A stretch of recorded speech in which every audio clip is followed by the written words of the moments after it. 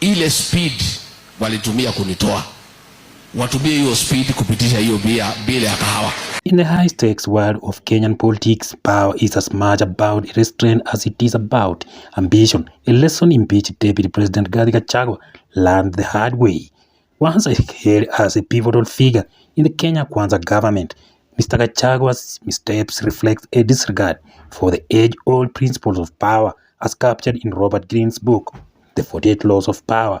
For politicians who is now fighting his impeached in court, the fall from grace has been swift and unforgiving, with the political downfall traced through the lens of 6 laws of power. Rule number 1, never outshine the master. Make those above you feel superior. Mr. Gachagua's political journey was once marked by shrewd alliances and tactical political maneuvering.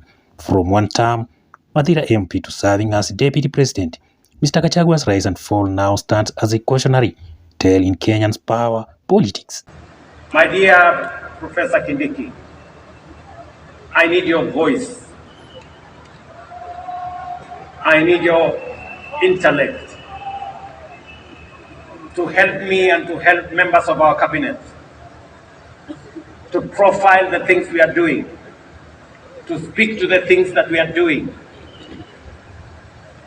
I have almost become a lonely voice in the executive, especially in the presidency, speaking about our projects, speaking about our programs, elaborating on what we are doing. You are eloquent, my brother. You are intelligent, my brother. I am confident that you will do that which I have missed for the last 2 years. I know you will.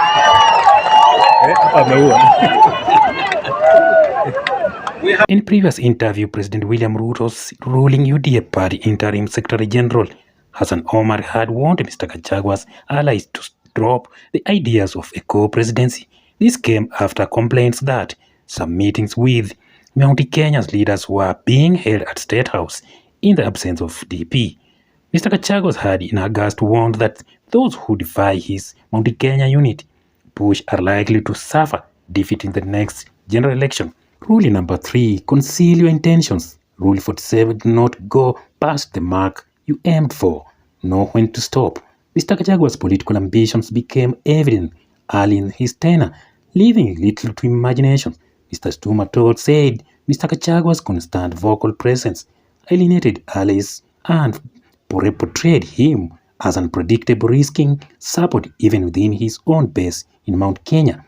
By showing his cards early, Mr. Stuma explains Mr. Gachagua left himself vulnerable to his opponents and gave his critics leeway. Who attempts to assassinate me through food poisoning failed. It is when this impeachment motion was hatched.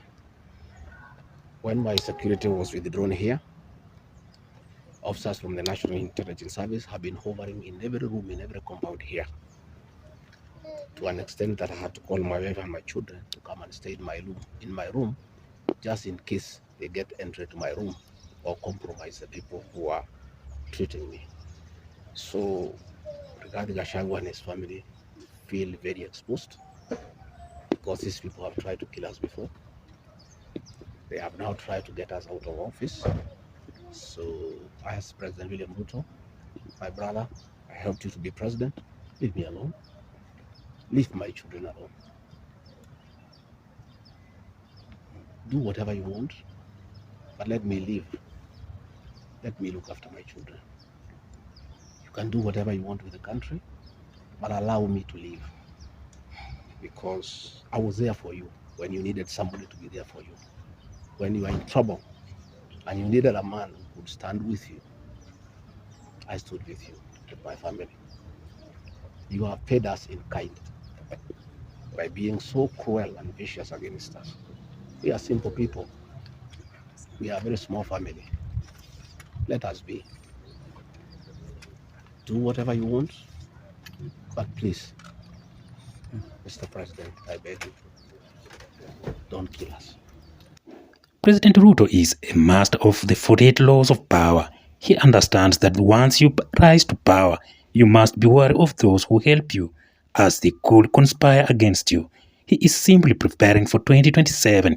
The current realignment brings together political allies with a long history of collaboration. Rule number 4, always say less than necessary. In the political arena, Mr. Gachagua often referred to himself as an honest or truthful man who tells it as it is.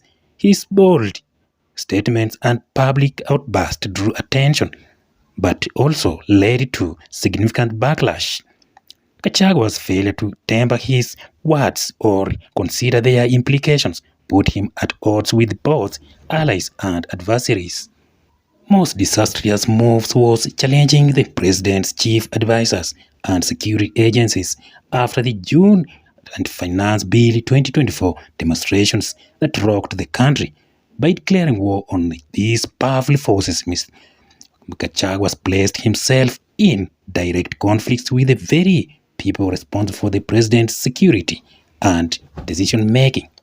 Rule number 30. Make your accomplishments seem effortless. Conceal the hard work. Mr. Gachagua repeatedly invoked his role in securing the overwhelming vote for Dr. Ruto in Mount Kenya, reminding the president of his contributions in delivering the region's support. While his efforts were crucial, continuously highlighting this appears to have become a sore point.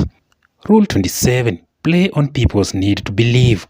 The first real sign of trouble came as early as May when Mr. Gachagua missed a national tree planting exercise that involved the president, his cabinet, and other senior officials, although he was scheduled to participate in Bomet County. He reportedly pulled out at the last minute due to disagreement over the use of helicopters. This tree plant event was just one of several states functions Mr. Gachagua failed to attend, raising eyebrows, signaling a growing rift.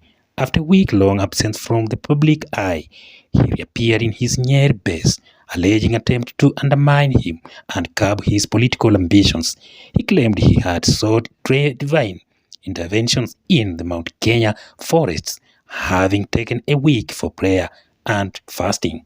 My dear Professor Kindiki, I need your voice. I need your intellect to help me and to help members of our cabinet to profile the things we are doing, to speak to the things that we are doing. I have almost become a lonely voice in the executive, especially in the presidency, speaking about our projects, speaking about our programs, elaborating on what we are doing. You are eloquent, my brother. You are intelligent, my brother. I am confident that you will do that which I have missed for the last 2 years. I know you will. We have a huge program on university funding and higher education funding. We have a huge program that today our farmers across Kenya have access to fertilizer. We have a huge program on expanding our irrigation. We have a big program on what we are doing. We need your voice, and we need the voice of those of us in the executive to provide leadership and to see to it that indeed we achieve what we wrote into our Constitution. Today, as we wrote in our Constitution, Kenya Power has turned around and today is a profitable company. So is Kengen, because of the stewardship that we have put in place. My brother, our manifesto is elaborate. Our manifesto is transformative. We are implementing it page by page, paragraph by paragraph, chapter by chapter, because we have to transform this great nation, and failure is not an option. We must.